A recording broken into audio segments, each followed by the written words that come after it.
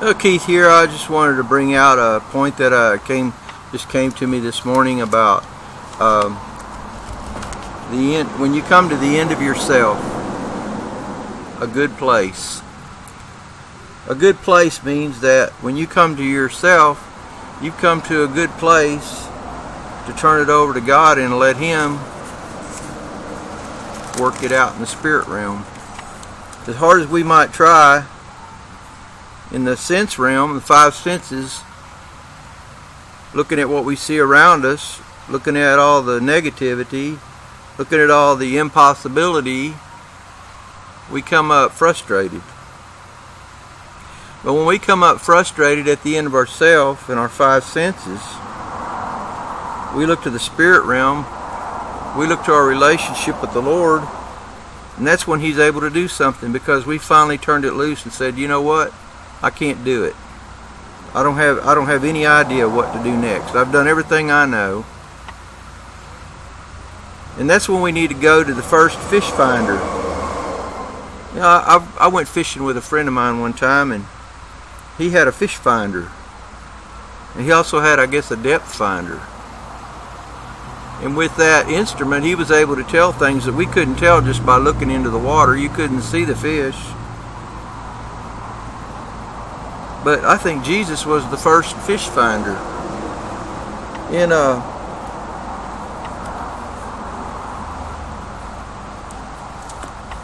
the book of Luke, in chapter 5, it says, Jesus said unto Simon, He said unto Simon, Launch out into the deep and let down your nets for a draught. And Simon answering him said unto him, Master, we have toiled all the night and have taken nothing. Nevertheless, at thy word I will let down the net. And when they had this done, turn the page, they enclosed a great multitude of fishes, and their net brake. And they beckoned unto their partners which were in the other ship, that they come and help them. They came and filled both the ships, so that they began to sink. Same story from John's perspective. John chapter 21 verse 4 through 6 says, But when the morning was now come, Jesus stood on the shore, but the disciples knew not that it was Jesus. And then Jesus said unto them, Children, have ye any meat? And they answered him, No. And he said unto them, Cast the net on the right side of the ship, and ye shall find. They cast therefore, and now they were not able to draw it for the multitude of fishes. At one point, Jesus was told, we fished all night long, but nevertheless, at your word, we're going to do it anyway. That's what we have to do. We've toiled, we've tried to figure things out on our own. We just have to turn it over to Him, do what He says to do.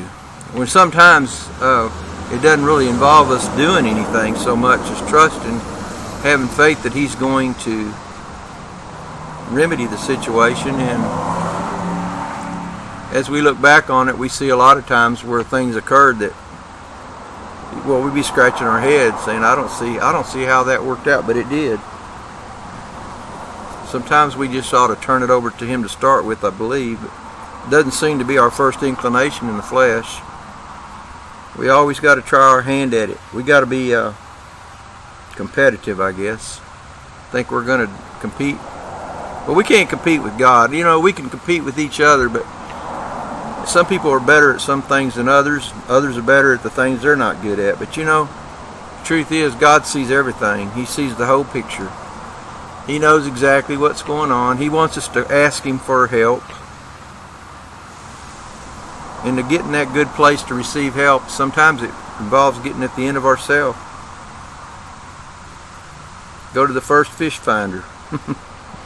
Not only does He know where the fish are, He knows what the hearts of men are. He knows what's going on in the minds and hearts of other people. And sometimes we get angry at people. Sometimes it's the spirit behind the people. I read a story recently about a minister that had done a lot of good things, and he was being persecuted and drug into the court system and hadn't done anything wrong. he had another minister that was somebody he worked with, and they decided to get together and pray, and they repented of everything they could think of and wanted to come before God with a clear mind that they didn't have any holding any ought against anybody that they shouldn't be. And so they repented, and they got together and prayed, and the prayer came out that it ended up being a group of lawyers that were on the other side opposing them. They asked the Lord that, I guess it came to the one that how to pray about it. He said, Lord, I ask you to confuse them and make them not get along with each other, talking about the attorneys on the other side. And that's exactly what happened. It seemed like they had a cut and dried case. They were going to railroad him. But when it all came down to it, one of the lawyers even admitted, says, we were all in agreement yesterday, but something happened. We don't know what happened. We can't agree on anything today. And the judge threw the whole case out, and that was the end of it. You can't see things like that in advance. But God, He's able to do those kinds of things, the unseen realm. So we just have to trust Him and ask Him and have faith and believe that He's going to take care of us. That's about all I wanted to say in this. I hope you have a wonderful day, and I'll see you in the next one. God bless.